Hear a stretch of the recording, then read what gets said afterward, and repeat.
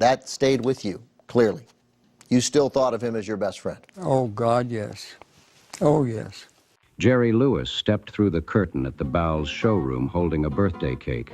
The audience gasped. But Dean Martin didn't move. He stood beneath the spotlight, microphone hanging at his side, staring at the man he had spent decades learning to live without. What no one in that room understood was that this moment had not been building for weeks or months, but for nearly 45 years. And what unfolded in the next minute would leave a mark no camera could capture. It was June 7th, 1989, at the Bally's Hotel and Casino in Las Vegas. He was the nicest, warmest, most genuine, honorable, integral man I'd ever know in my life. Dean was performing a week of shows for his 72nd birthday, the kind of performances he could do effortlessly. Tuxedo sharp, drink nearby, voice smooth as bourbon over ice, he looked like the most comfortable man in the room. That image had always been part of the act, but something felt different that week. His musicians sensed it the way performers often do, not through words, but through silence.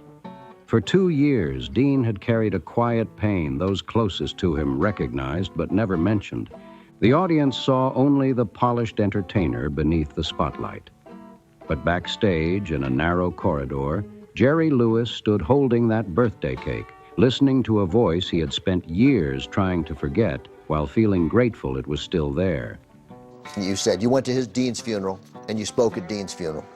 And after he passed away, you said, "I lost my partner and best friend, the man who made me the man I am today. I think of him with undying respect." The simple version of this story says Jerry Lewis backstage at Bally's was nothing more than show business theater. And yes, Jerry loved a dramatic surprise, but the truth ran much deeper. The real reason he stood in that corridor had little to do with Dean's birthday.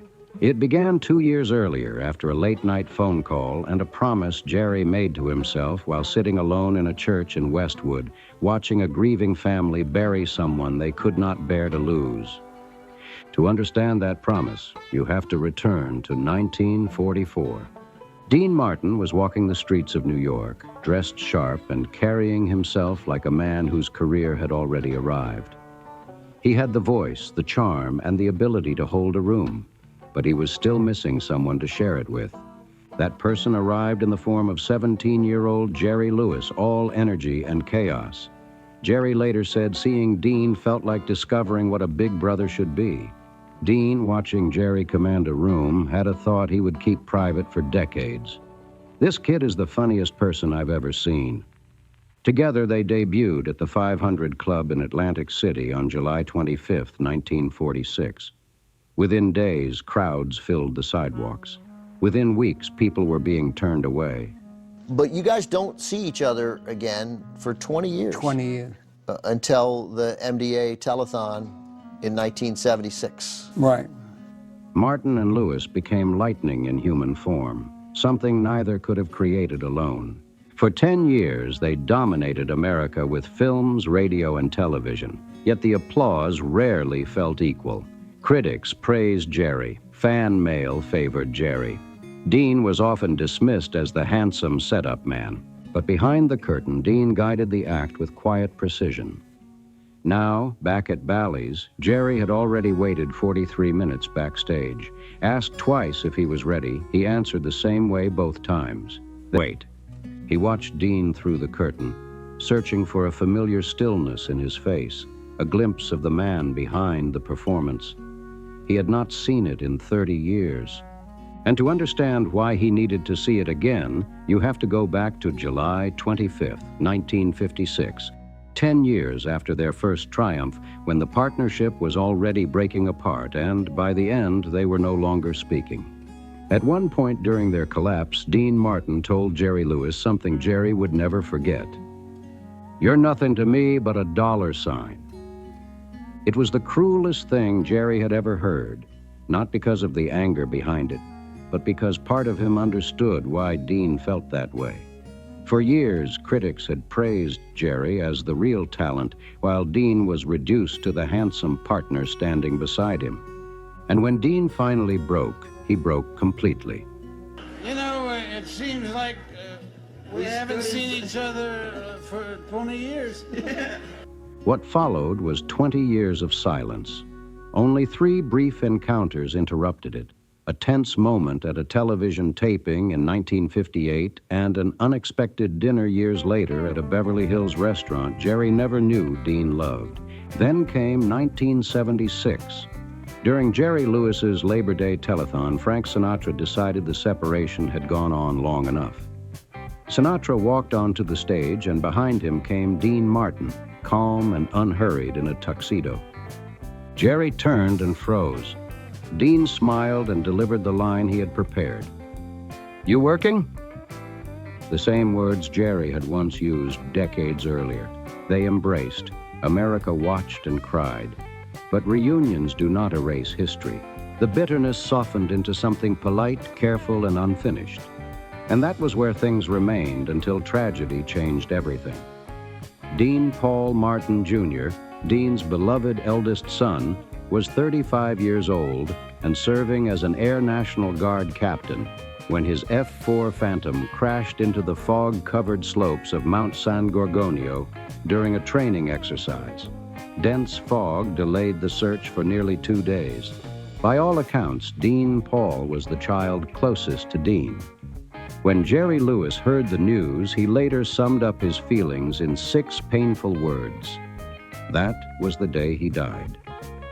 Show you guys to your room if you like. The lights are out upstairs, so Oh, he drinks a lot, this kid. The years between 1956 and 1987 had not been ruled by hatred. They were shaped by something heavier, the painful knowledge that what they built together had been irreplaceable. And now Dean had lost the one thing that made that silence survivable.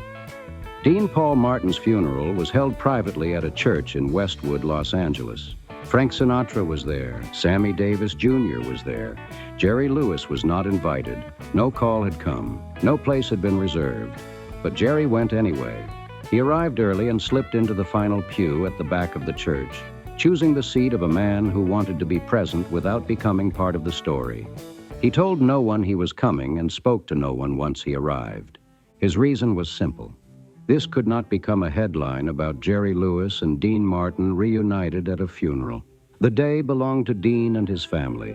The only way to honor that was to remain invisible. So Jerry sat quietly through the service. He never approached Dean, never approached the family. He stayed in the shadows and prepared to leave the same way he came. But fate intervened.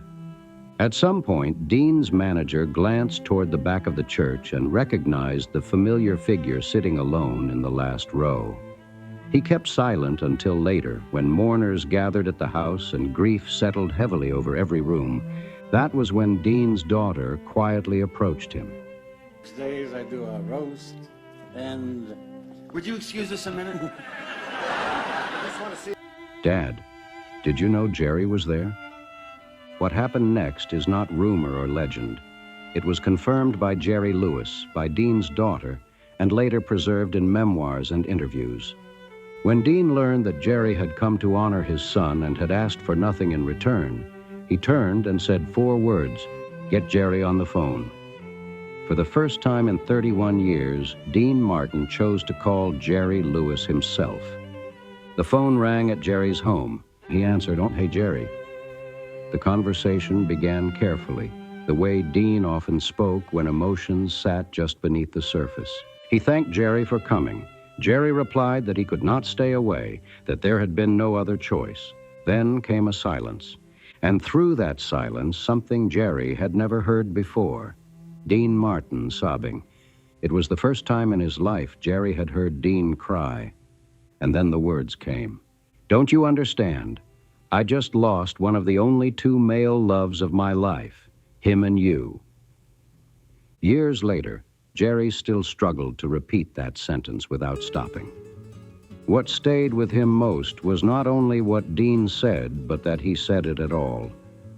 After 31 years of distance, silence, and unfinished feelings, Dean Martin finally spoke the truth. Back at Bally's, nearly 50 minutes had passed. Dean Martin stood at center stage working through jokes about Las Vegas, gambling, and crowds who had spent so long at the tables they no longer knew what day it was. The audience loved him. Behind the curtain, Jerry Lewis watched in silence. His manager asked again if it was time. Jerry didn't answer right away. He was studying Dean's face, watching the spaces between the jokes.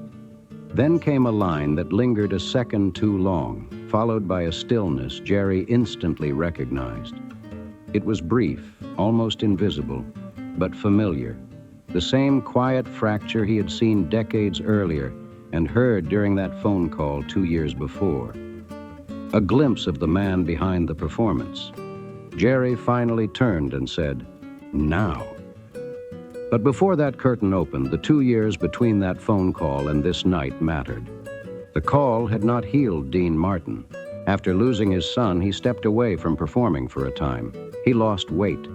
His drinking worried those closest to him, though few dared mention it. The polished image remained, but the strain underneath was harder to hide.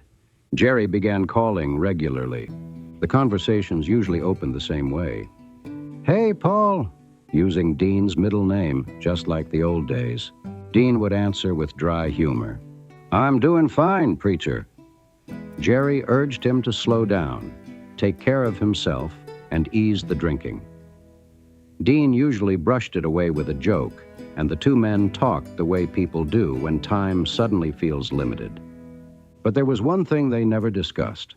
Not once did either man directly return to the sentence Dean had spoken that first night after the funeral. The words remained between them, understood but untouched.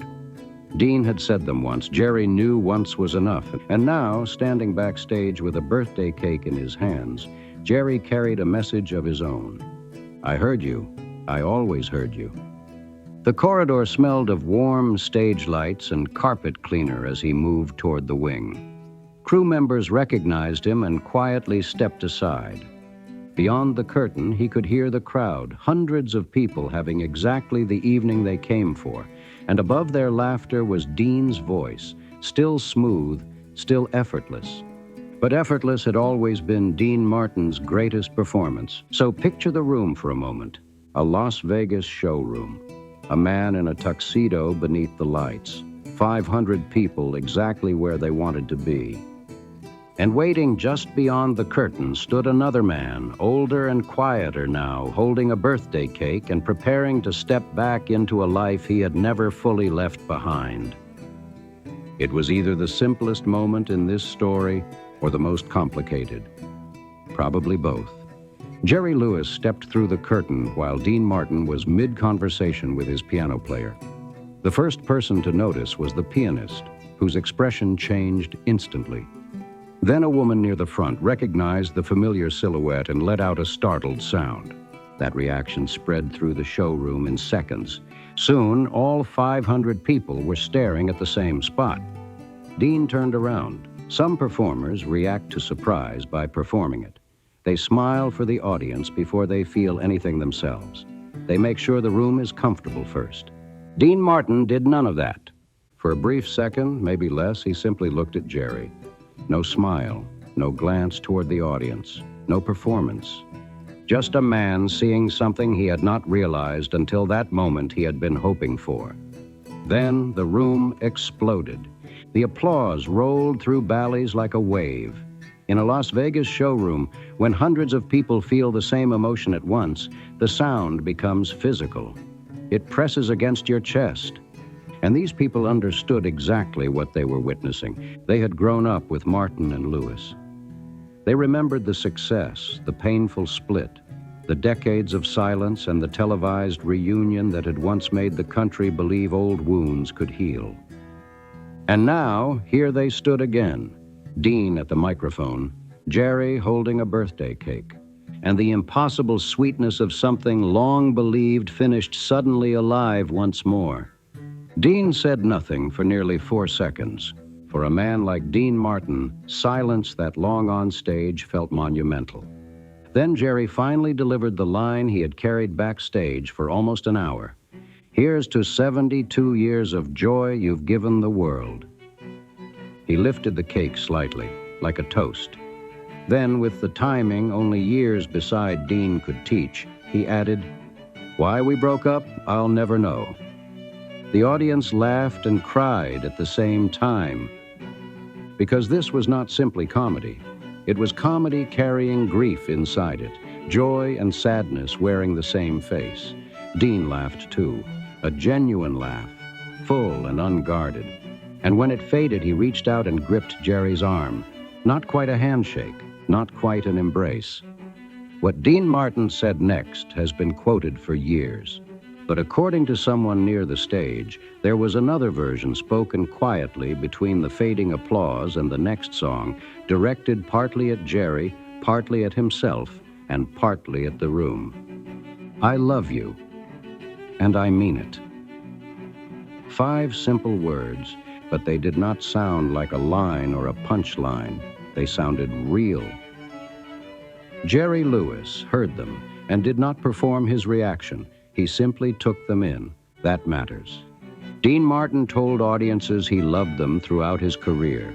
He said it to rooms, to cities, to the warm darkness beyond the stage lights. But he rarely said it directly to people. Not to Jerry during their decade together, not publicly during the 1976 reunion. The real feelings had always remained hidden behind the performance. Until now. And suddenly, the reason Jerry waited backstage for 48 long minutes became clear. He had not been waiting for timing or applause. He had been gathering the courage to return something Dean first gave him in private after the funeral of his son, the acknowledgement that what they shared had mattered and that losing it had wounded them both. The birthday cake was never merely a prop. And "Why we broke up, I'll never know" was never just a joke. It was Jerry speaking in the only language the two men had ever truly mastered, humor carrying truth beneath it. "I heard you, and what you gave me was never wasted." The show continued. Dean finished his set while Jerry remained mostly out of sight, standing in the wing and watching. When the performance ended, they stood together backstage and talked quietly. Not in formal conversation, but in shorthand, the kind built from decades of shared history, private references, and nights spent side by side beneath stage lights.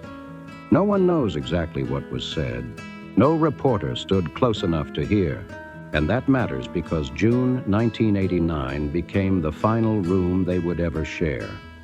The phone calls continued afterward. The familiar greetings remained. "Hey, Paul." "Yes, preacher." But the physical closeness ended there. That backstage corridor at Bally's, the smell of the emptied showroom, 2 men standing only feet apart, became their last face-to-face conversation. Neither of them knew it. The years that followed grew quieter. Dean appeared less often, and by the early 1990s, his declining health had become impossible to ignore. Jerry still called, though the conversations shortened with time. The phone calls continued. "Hey, Paul." "I'm doing just fine, preacher." Those words remained theirs alone, a language that survived the breakup, the silence, and the years. Some connections change shape but never disappear, held together by something stronger than pride and harder to explain than forgiveness. Then came Christmas Day, 1995. Dean Martin died at home in Beverly Hills at the age of 78. Many people were surprised that Jerry Lewis did not attend the funeral. By then, the 2 men had come as close to peace as either seemed capable of reaching. But Jerry later explained his absence with painful honesty. He simply could not do it, not because he lacked love or respect. He had already shown at Dean Paul Martin Jr.'s funeral that he could hold himself together when someone else needed him to. What he could not bear was watching Dean lowered into the ground and then returning home to live in a world where the sentence, "Dean Martin is gone," was suddenly real. so Jerry stayed away from the burial. But he did attend the memorial, and when he rose to speak, he chose words only he could give. "You are so lucky that you knew my partner and my friend." Then, refusing to let grief have the final word, he told the room, "I will not fall into the drone of pain about death. I ask you instead to yell, 'Yea, that he lived.'" The room answered, "Yea." And then Jerry added, "Long may he drink." Laughter and sorrow filled the same space, exactly the way Dean would have wanted. Outside afterward, Frank Sinatra found him. "Well, we lost the big gun, my friend." Jerry shook his head. "We didn't lose him. God just placed him elsewhere." The two men stood together in the December light, watching an era quietly close around them. Jerry spent the next decade writing the story he never stopped carrying. He called the book Dean and Me, a love story, because in his mind, no other title told the truth. Published in 2005, it closed a circle that had begun more than 60 years earlier on a New York street where two young men found in each other something neither had expected. And maybe that is what this story means. Not every relationship can be repaired. Some are simply carried. The most important bonds are not always the easiest or the longest. Sometimes they are the ones that remain true even after silence, distance, and years that cannot be reclaimed. Dean Martin spent his life making rooms feel comfortable for everyone else. Yet late in life, he seemed to realize there had been one person who made him feel that same comfort in return. If this story moved you, or reminded you of someone you've carried quietly for longer than you meant to, share your thoughts in the comments below. And if you enjoyed spending this time here, don't forget to like, subscribe, and join us again for another untold Hollywood story. Until next time, take care, and I'll see you in the next one.